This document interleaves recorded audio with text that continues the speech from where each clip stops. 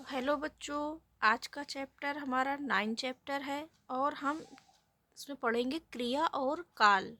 हम जानेंगे क्रिया और काल के बारे में। तो देखते हैं क्रिया क्या होती है। क्रिया की परिभाषा: जिन शब्दों से किसी कार्य के करने या होने का बोध होता है उन्हें हम क्रिया कहते हैं। जैसे कुत्ता भौंक रहा है, बच्चे खेल रहे हैं। इससे हमको पता चलता है कि कौन सा काम कब हो रहा है, क्या काम हो रहा है। इसी को हम क्रिया कहते हैं। तो जैसे कि इसमें आप देख सकते हैं इमेज में कि लिखा है करण लिख रहा है। तो इससे पता चल रहा है कि करण क्या कर रहा है, लिख रहा है, क्रिया हो रही है। गीता खाना खा रही है, गाय चर रही है, अजय सो रहा है। तो जैसे वाक्यों में देख सकते हैं कि लिख रहा है, खा रही है, चर रही है, सो रहा है। शब्द किसी कार्य को करने अथवा होने का बोध करा रहे हैं। यदि इन वाक्यों को हटा दें तो वाक्य का अर्थ स्पष्ट नहीं होगा। ये शब्द ही क्रियापद कहलाते हैं। धातु धातु क्रिया के मूल रूप को धातु कहते हैं। जैसे पढ़, जा, लिख, चर आदि। इससे पता चलता है ये मूल धातु मूल रूप ये शब्द होते हैं। पढ़ना, लिखना, चरना, जाना, ये हमारे क्या होते हैं, मूल धातु होते हैं।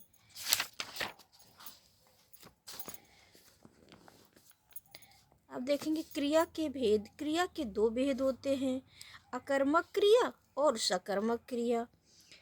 तो जिन क्रियाओं के कार्य का फल कर्ता पर पड़ता है उससे कर्म की अपेक्षा नहीं रहती, उन्हें अकर्मक क्रिया कहते हैं। जैसे राकेश उठता है, रमेश जाता है। तो इसमें क्या है कि कर्म की अपेक्षा नहीं है। इसमें जो फल पड़ रहा है कर्ता पर पड़ता है और कर्म की अपेक्षा नहीं रहती है। सकर्मक क्रिया क्या होती है? सकर्मक क्रिया जिन क्रियाओं के कार्य का फल कर्ता पर ना पड़कर कार्य पर पड़ता है उन्हें हम सकर्मक क्रिया कहते हैं। सकर्मक क्रिया को कर्म की अपेक्षा रहती है। जैसे अशोक साइकिल चलाता है, तो इसमें क्या अशोक साइकिल चला रहा है, कर्म हो रहा है। वंदना सितार बजाती है, सितार बजा रही, तो इसमें काम हो रहा है। इसी को हम सकर्मक क्रिया कहते हैं। विशेष कभी कभी सकर्मक क्रिया के साथ दो कर्म होते हैं, जैसे उन्हें द्विसकर्मक क्रिया कहते हैं। जैसे कि पिता ने पुत्र को आशीर्वाद दिया, इसमें दो, पिता ने पुत्र को, तो द्विकर्मक क्रिया हो गई। इसी प्रकार कभी कभी सकर्मक क्रिया का कर्म लुप्त रहता है, जैसे वह पढ़ता है, पुस्तक, पत्र आदि। काल काल क्या होता है? क्रिया का रूपांतर है जो कार्य के होने के समय का बोध कराता है, उसे हम काल कहते हैं। इससे ये पता चलता है कि कौन सा काम किस समय हुआ था या हो रहा है या होगा। काल 3 प्रकार के होते हैं, वर्तमान काल, भूतकाल और भविष्यत काल। तो वर्तमान काल क्या होता है कि वर्तमान काल में जैसे कि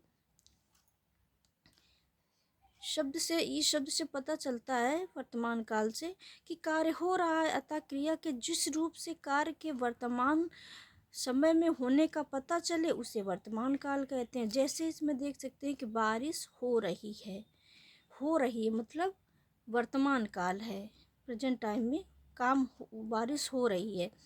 लता रस्सी कूद रही है, तो मतलब काम हो रहा है, अभी हो रहा है, तो ये वर्तमान काल है। रहा है, रही है, रहे हैं, ये इसके उदाहरण हैं वर्तमान काल के। अब भूतकाल देख लेते हैं।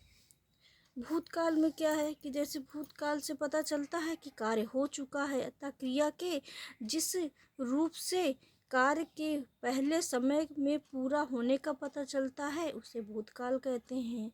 जैसे कि पेड़ से आम गिरा, राधा ने पत्र लिखा, तो इससे ये पता चला कि ये काम हो चुका है। राधा ने पत्र लिखा मतलब काम हो चुका है, तो उसे ही हम भूतकाल कहते हैं।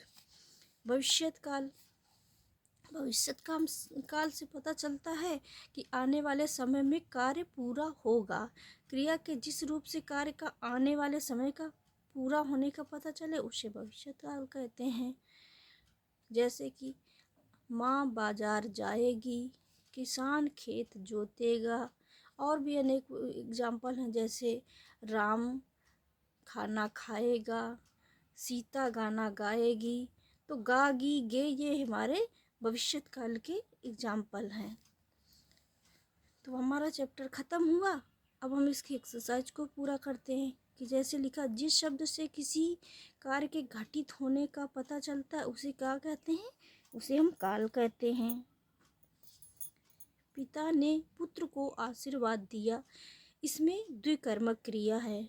अभी हमने आपको पढ़ाया कि उसमें जैसे कि पिता ने पुत्र को आशीर्वाद दिया, तो इसमें दो क्रमक क्रिया है।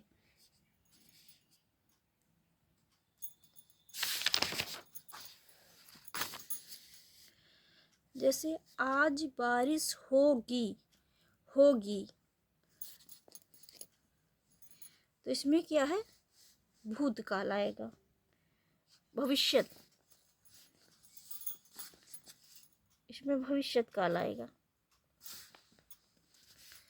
जिस क्रिया के साथ उसका कर्म नहीं होता, जिस क्रिया के साथ उसका कर्म नहीं होता वो डैश क्रिया होती है, तो वो क्रिया होती है अकर्मक। क्रिया का समय का पता चलता है उसे हम काल कहते हैं।